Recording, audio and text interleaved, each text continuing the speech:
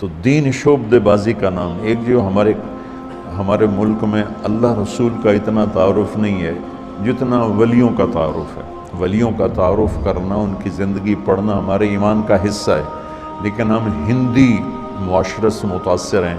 ہم نے ولیوں کو بھی اللہ کے قریب پہنچا دیا اور جھوٹی سچا جو کچھ چاہا لکھ دیا.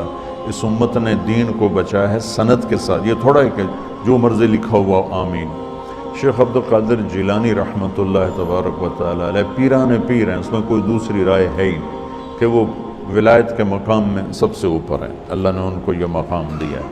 لیکن ان کے بارے میں جھوٹی باتیں. سلام پھیرتے تھے، جب ادھر منہ کرتے تھے تو ادھر والے علماء بن جاتے تھے، اور ادھر منہ پھیرتے تھے تو ادھر والے حافظ بن جاتے تھے، اور وہ ان پڑھ کہتے ہیں سبحان اللہ. ارے بھائی ایسا نہیں. میرے نبی سے بڑی نظر ہے جیلانی کی.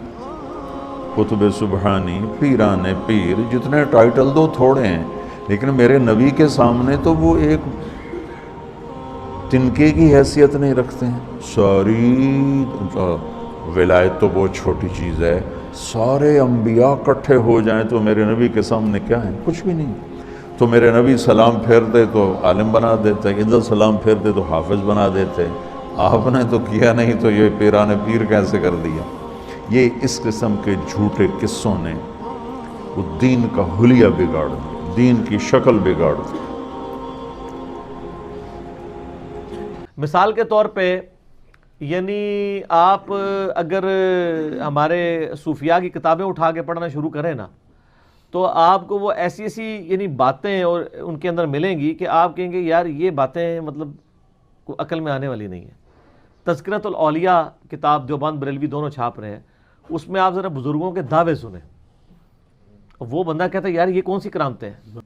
انہوں نے سورج واپس بلانے ہیں. شاہ شمس نے بلایا سورج نو تے بوٹی پون دیتی ملتان او ملتان جی پونی جانی سگردوچ نہیں ہو سکتی کیونکہ وہ تو سورج آندا نہیں نا. او سر وہ ایکویٹر دے خط استوا دے نزدیک ہے، جڑے بھی شہر ہون گے وہ گرمی ہوئے گی ہوتے. اس طریقے سے وہ لوگ یعنی باتیں کرتے کرتے دنیا سے چلے گئے، کہانیاں کرا کے چلے گئے. اور اکثر آپ نے کئی بزرگوں کے بارے میں سنا ہوگا جی جناب ایک کوئی ان کے پاس ان پڑھ بندہ چلا گیا، جی مجھے قرآن پڑھا دو.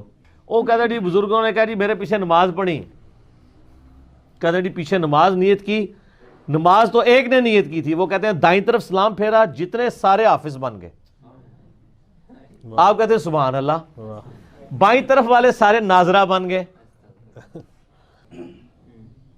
نبی علیہ السلام کے پاس جب کوئی قرآن پڑھنے جاتا تھا وہ اصحاب صفہ میں شامل ہوتا تھا، بیچارہ فاقے کاٹتا تھا، نبی علیہ السلام سے دین سیکھتا تھا، اس شخصیت سے جس کا کام تھا دین پھیلانا.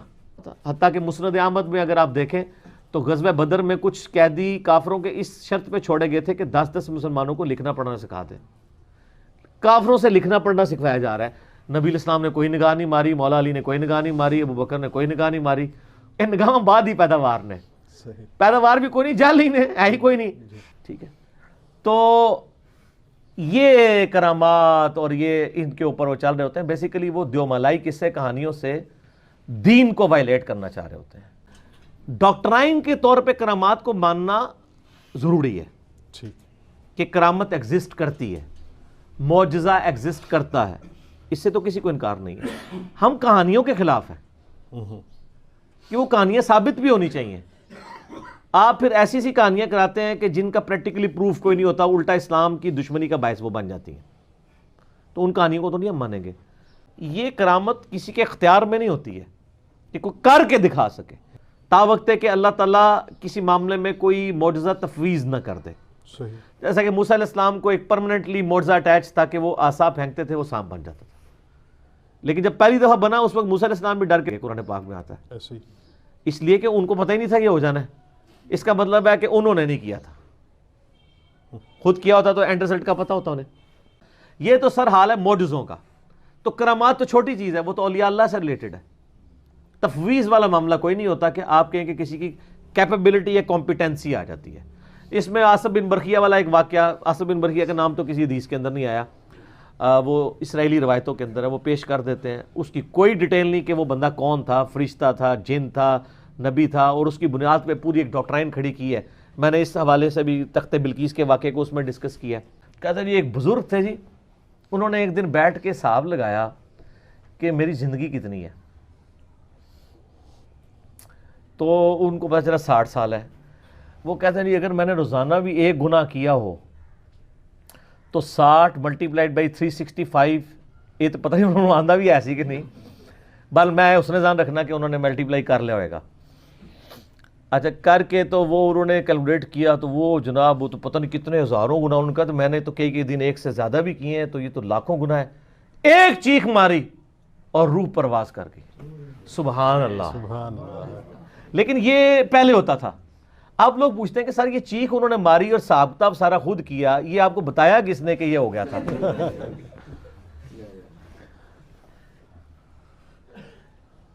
وہ ایک خربوزے والے بھی تو بزرگ ہیں نا, وہ انہوں نے اس لیے نہیں کھایا خربوزہ کہ وہ ہاں تو بڑھیا سی کہ تو بڑھیا سی کہ تو بڑھیا سی.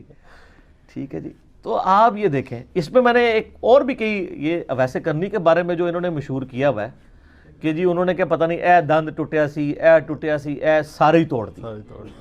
کتنا بڑا جھوٹ باندھ ہے. یعنی ایک فیبریکیٹڈ چیز ان کی طرف منسوب کی ہے, اور پھر اس پہ جھوٹ بولا ہے جی کیلا نازل ہوا ہے جی ویسے کرنے کے لیے. کتنے لوگوں میں مشہور ہے وہ کیلا سر پہلے دا ہے. اللہ ٹھیک ہے, ویسے کرنی ایسے نہیں نازل ہوا ہے. گورے آگے نہ گل کریو, پہلے ہی بڑے بے عزت ہو رہے ہیں مسلمان. میں اس لیے کہتا ہوں کہ اللہ کا شکر ہے کہ ہمارے علماء کو انگلش نہیں آتی اور گوروں کو اردو نہیں آتی, ورنہ بڑی مشکل کھڑی ہو جاتی.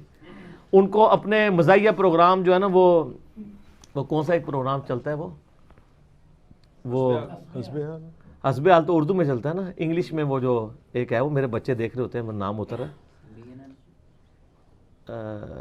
وہ جو بغیر یعنی بولے ہوئے ایکٹنگ کرتا ہے, مسٹر بین. تو وہ مسٹر بین فیل ہو جانا تھا سر. ہمارے علماء ماشاءاللہ جو کچھ بیان کرتے ہیں نا جی جی, تو یہ آپ کو ہر جگہ مسٹر بین نظر آنے تھے. لیکن اللہ کا شکر ہے کہ ان کو انگلش نہیں آتی, ان کو اردو نہیں آتی, اس کی وجہ سے اسلام بدنامی سے بچ گیا. ادروائز جو کچھ اور بولا میں کرامات ہوتے. اگلا سوال کرو.